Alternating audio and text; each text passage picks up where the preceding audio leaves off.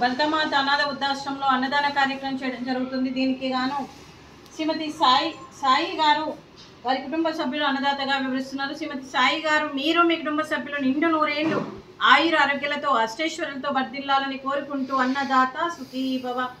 ఈరోజు సందర్భం ఏంటంటే మానవ సేవయే మాధవ సేవే లక్ష్యంగా 65 మంది నిరాశ వయోవృద్ధులకు ఆకలి తీర్చడానికి అక్షయ తృతీయ పండుగ శుభ సందర్భంగా శ్రీమతి సాయి గారిచే మామిడి పండ్లు అలాగే సమోసా విరాళంగా ఇవ్వడం జరుగుతుంది.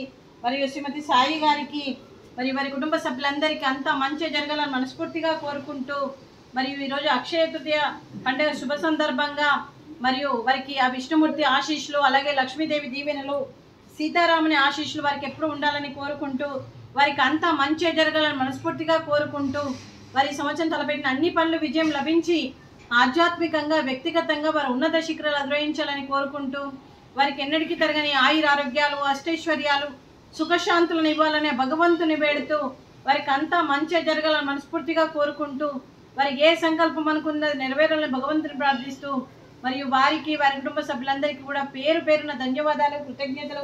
దీర్ఘాయుష్మాన్ భవ దేవుడు దీవెనతో పాటు 25 మంది ఆశీస్సులు వారికి ఎప్పుడు ఉండాలని కోరుకుంటూ శుభాకాంక్షలు శుభాశీస్సులు ధన్యవాదాలు.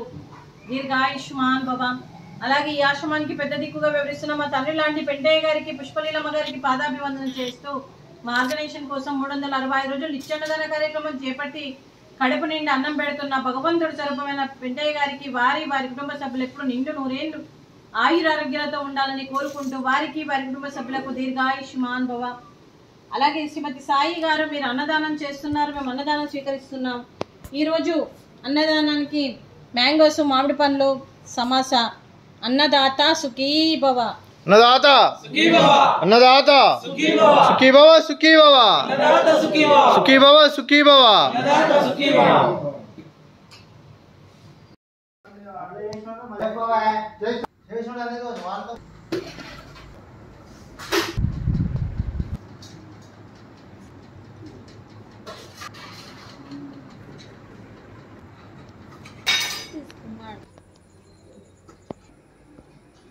Halo.